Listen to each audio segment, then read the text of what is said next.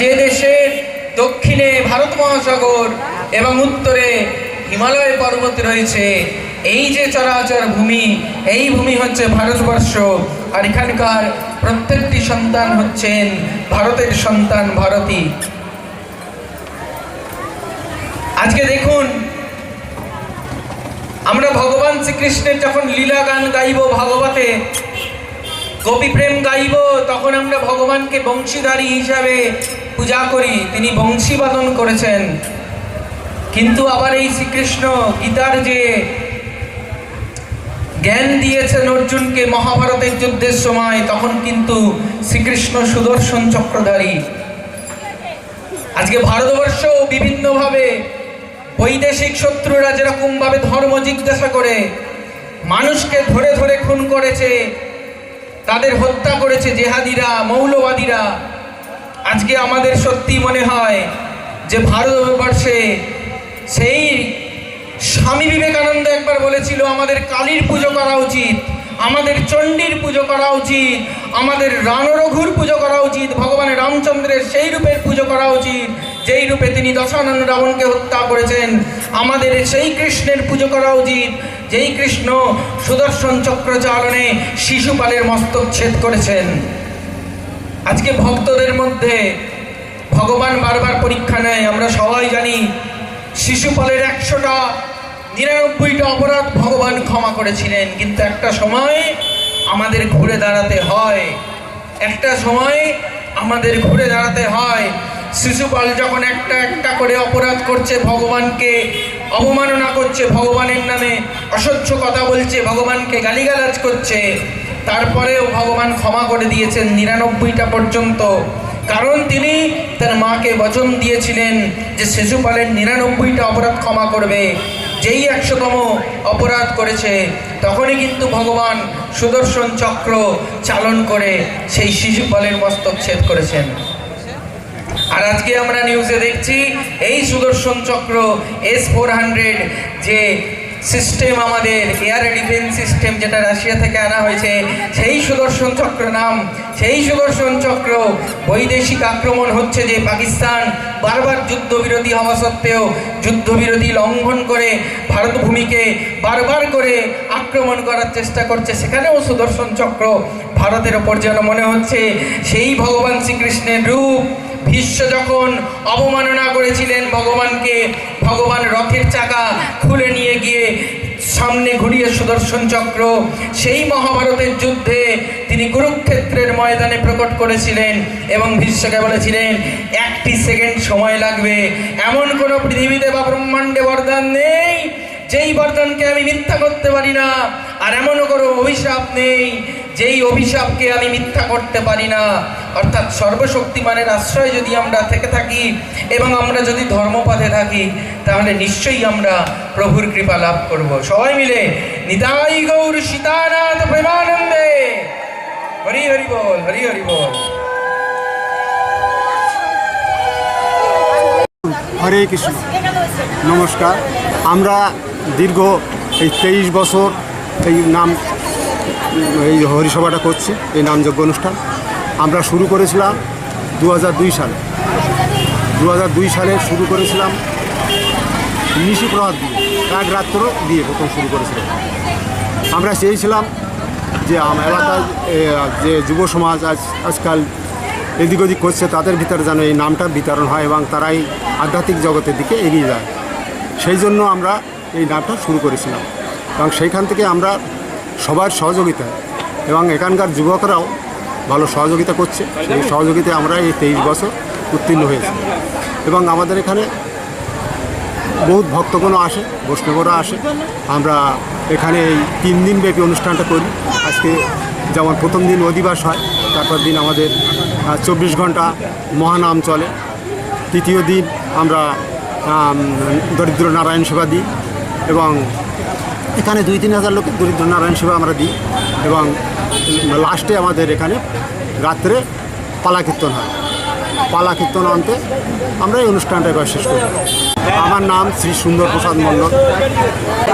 আজকে আমাদের যে যিনি পূজারী, যিনি অধিবাস করছেন, তিনি শ্রী বিমল কৃষ্ণ দাস এবং বোধিবাস কীর্তন এবং ভগবত আলোচনা করবেন প্রখ্যাত মাতৃ সাধক শ্রী শঙ্করাচার্য মহাশয়। শ্রীমদ্ ভগবদ গীতায় প্রভু বলেছেন যে গুণ কর্ম অনুযায়ী এই 4টে বর্ণে ভাগ করা হয়েছে, ব্রাহ্মণ, ক্ষত্রিয়, বৈশ্য, শূদ্র। এবং সবাই কিন্তু যখন জন্মায় মানুষ তখন সবাই কিন্তু শূদ্র হয়ে জন্মায়। একটা শ্লোক আছে শাস্ত্রে, জন্মনা জায়তে শূদ্র, জন্মের দ্বারা সবাই শূদ্র হয়। সংস্কারাৎ ভবেৎ দ্বিজা, যখন তাকে উপনয়ন সংস্কার করা হয় অর্থাৎ পৈতে হয়, যজ্ঞোপবীত ধারণ করা হয়, তখন সে হয় সংস্কারাৎ ভবেৎ দ্বিজা, ব্রাহ্মণ হয়, দ্বিজ হয়। দ্বিজ মানে যার দুবার জন্ম হয়েছে। তারপরে সে দ্বিজ হওয়ার পর বেদ পাঠে তার অধিকার হয়, তখন কি হয়? বেদ পাঠাৎ ভবেৎ বিপ্র। তারপর যে দ্বিজ বেদ পাঠ করে তিনি বিপ্র হয়, এবং তারপর বেদ পাঠ করতে করতে যখন তিনি বেদজ্ঞানের মধ্যে দিয়ে ব্রহ্মজ্ঞান লাভ করে তখন তাকে বলা হয় ব্রাহ্মণ। ব্রহ্মজানাতি ব্রাহ্মণ, অর্থাৎ তারপরে যিনি ব্রহ্মকে জানেন তিনি হয় ব্রাহ্মণ। আমরা একটা চলতি কথায় যখন ভাগবত হয় আমরা একটা কথা বলি যে মুচি হয়ে সূচি হয় যদি কৃষ্ণ ভজে, আর সূচি হয়ে মুচি হয় যদি কৃষ্ণ ত্যাজে। অর্থাৎ ব্রাহ্মণ কুলে জন্মগ্রহণ করে 3 সন্ধ্যা গায়ত্রী জপ না করে কেউ যদি মুরগির ঠ্যাং চিবিয়ে চিবিয়ে খায় KFC থেকে অর্ডার করে, তার থেকে নিচু কুলে জন্ম হয় কোনো ভক্ত বা মানুষ যদি কৃষ্ণ ভক্তি পরায়ণ হয় সে অনেক উচ্চ স্থানে রয়েছে। চৈতন্যদেব ভাগবত থেকে আমাদের শিক্ষা দিয়েছেন, চণ্ডালপি দ্বিজশ্রেষ্ঠ বিষ্ণু ভক্তি পরায়ণ, বা কেউ কেউ বলে কৃষ্ণ ভক্তি পরায়ণ। আজকে খারাপ লাগে, অনেকে দেখবেন বাড়িতে এই ফেসবুকের যে রিলগুলো আছে না, ফেসবুকে দেখবেন অনেক রিল ভাইরাল হয়। মাঝে একটা উঠেছিল কি 1176 হরে কৃষ্ণ, এরকম বিভিন্ন রকম নাম্বার দিয়ে, বিভিন্ন রকম নিউমারোলজিক্যাল নাম্বার দিয়ে এরকম আসে। কেউ কেউ বলে বাড়িতে অমুক গাছ লাগাও, মানিক প্ল্যান্ট গাছ লাগাও, বাড়িতে বনসাই গাছ লাগাও, পদ্ম ফুল, বাড়িতে এই লাগাও, বাড়িতে ওই গাছ লাগাও, তাতে এই হবে, তাতে ওই হবে। কিচ্ছু হবে না বাড়িতে যদি এই গাছটি থাকে, তুলসী গাছ। আজকালকার মেয়েরা, আজকালকার বউরা শহরের দিকে, গ্রামে তো তার সংস্কৃতি বেঁচে আছে। আমরা নিজেদের সংস্কৃতি ভুলে গিয়ে সন্ধে দেওয়া হয় না। অর্ধেক হিন্দু বাড়িতে শঙ্খ বাজানো হয় না, শাঁখ বাজে না সন্ধ্যেবেলা। তাহলে অশুভ শক্তি নাশ হবে কি করে? আজকে আমরা বিভিন্ন বিদেশের কালচার পালন করছি। আমরা বাচ্চাদের কনভেন্ট স্কুলে পড়াচ্ছি, ক্রিসমাসের সময় একটা গাছ লাগিয়ে, সেই গাছে লাইট লাগিয়ে, ক্রিসমাস ট্রি দিয়ে কেক কেটে যীশু খ্রিস্টের জন্মদিন পালন হচ্ছে, আর কৃষ্ণ জন্মাষ্টমীতে গান্ডে পিণ্ডে মাছ মাংস ডিম খাচ্ছে। এই তো বাঙালি জাতির ধর্ম। আর আজকে যদি কৃষ্ণ জন্মাষ্টমী থেকে উপোস করে, কোনো বাচ্চা যদি তুলসীর মালা পড়ে, তাহলে বলবে তাকে প্রিমিটিভ, পিছিয়ে পড়া শ্রেণীর মানুষ, অশিক্ষিত, ধর্মাচরণ করছে। সেই ভাই বোনেদের আমি বলতে চাই, একবার মায়াপুর ইস্কনে যাও, একবার দিল্লি ইস্কনে যাও, একবার জগন্নাথপুরীতে যাও, Kharagpur IIT, Kanpur IIT, doctor, engineer, বড় বড় সব স্কলাররা, PhD করা সায়েন্টিস্টরা গড়াগড়ি খাচ্ছে। আজকে PSLV স্যাটেলাইট যখন উৎক্ষেপণ করে ভারতবর্ষ, সেই সময় ইসরোর যিনি চেয়ারম্যান আছেন তিনি তিরুপতি বালাজি মন্দিরে পুজো দেয়। বিজ্ঞান সাধনা, বিজ্ঞান চর্চা আর ধর্মের মধ্যে কখনো ভেদ থাকতে পারে না। বিজ্ঞান যদি রথ হয়, ধর্মের হওয়া উচিত সেই রথের সারথি। অর্থাৎ ধর্মপথে যদি উন্নয়নকে এগিয়ে নিয়ে যাওয়া যায় তাহলে সেটা সঠিক হবে। আজকে পাকিস্তান বারবার আমাদের হুমকি দিচ্ছে, 130টা পরমাণু বোমা আছে, 130টা পরমাণু বোমা আছে, 130টা পরমাণু বোমা আছে। ওরে তোদের বুকের পাটা থাকলে একটা পরমাণু বোমা ভারতে ফেল, একটা পরমাণু বোমা ভারতে ফেল। তোদের মানচিত্রকে পৃথিবীর বুক থেকে মুছে দেওয়ার ক্ষমতা ভারতবর্ষের আছে।